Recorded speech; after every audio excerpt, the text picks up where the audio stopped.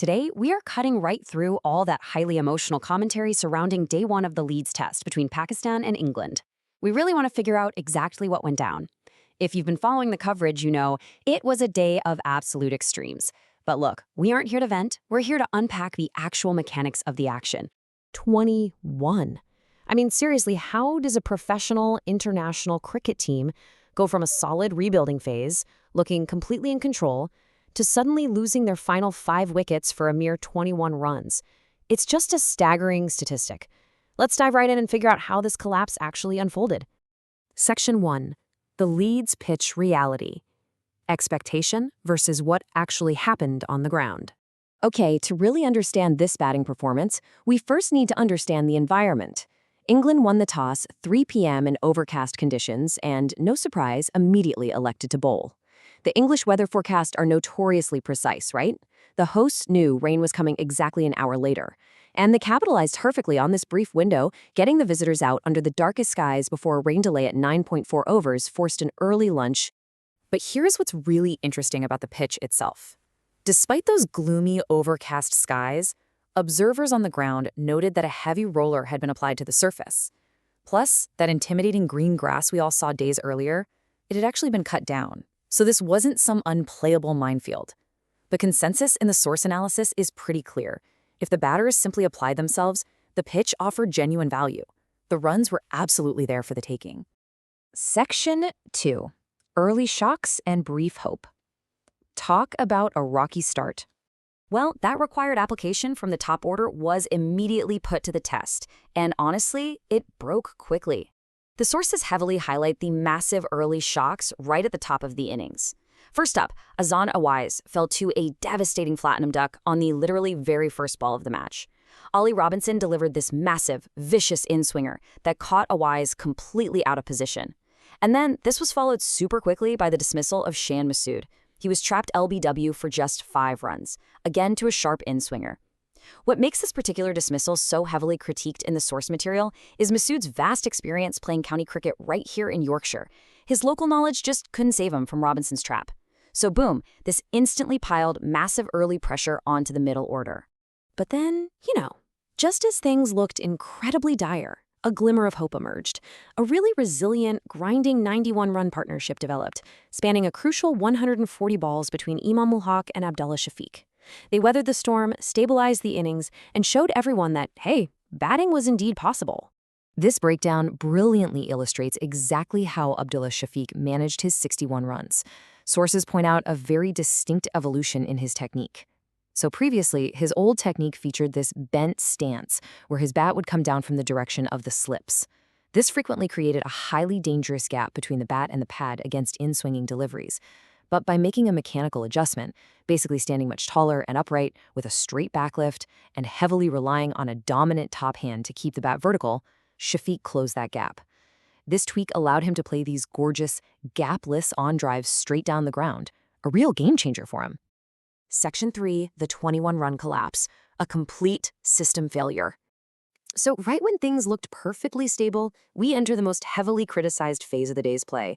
We're looking at a sheer cliff edge of a collapse, a literal visual representation of a system failure. A hard-fought stable innings of 117 for 4 rapidly and, frankly, inexplicably disintegrated to 171 all out.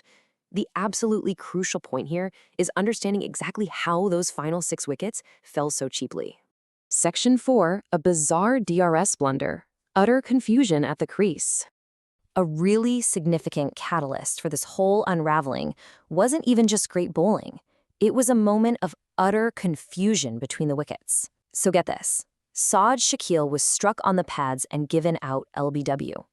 He immediately walks down the pitch to consult with his partner, Abdullah Shafique, about whether to use the Decision Review System, or DRS. The sources describe observers being left in total disbelief as the pair deliberated for the entire 15-second window. The commentary humorously yet very critically questioned what on earth they were discussing, asking what property were they dividing, what world problems were they solving.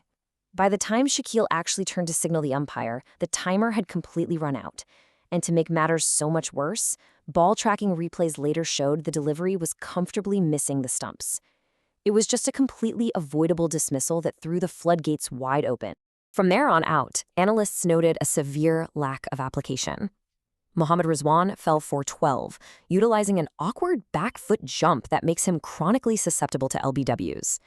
Then, the captain himself, Salman Ali Agha, was heavily criticized for carelessly throwing his wicket away for 21, right when his team desperately needed him to anchor the innings.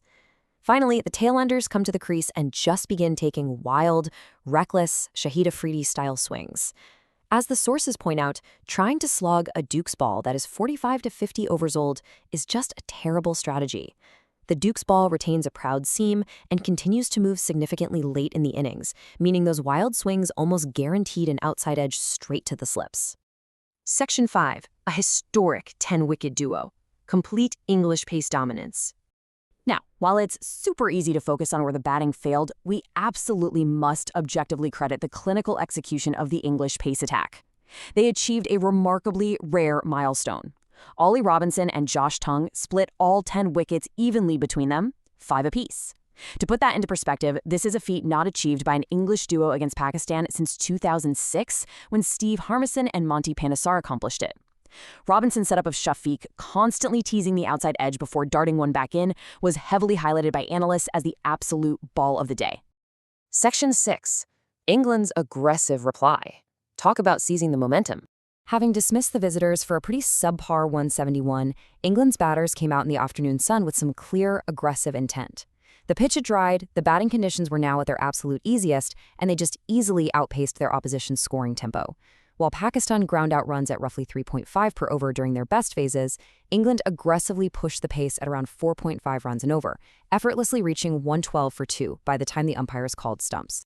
England's rapid reply was anchored by the ever-reliable Joe Root, who finished the day unbeaten on 37, alongside Jordan Cox on 23. Conversely, and this is what's so incredibly frustrating to watch as a fan, the sources heavily criticized Pakistan's fast bowlers for failing to seize the moment. Instead of bowling tight, disciplined channels, bowlers like Muhammad Ali and Khurram Shahzad were erratic. They completely failed to maintain a consistent line or length. They provided way too many release deliveries, either drifting down the leg side or offering easy width. And of course, that allowed the English batters to score freely and erase that deficit super quickly. All of this analysis brings us to the stark reality at the close of play. England trailed by just 59 runs with 8 wickets in hand. This leaves us with a really provocative final question as we look toward day 2. Has that disastrous 21-run collapse already cost Pakistan the test match? I mean, think about it. When you surrender all your momentum and fail to apply fundamental technique in favorable conditions, can you truly bounce back against a team this clinical? Keep that in mind as we wrap up this explainer. Thank you so much for joining me, and definitely keep your eyes on how the pitch and tactics evolve tomorrow.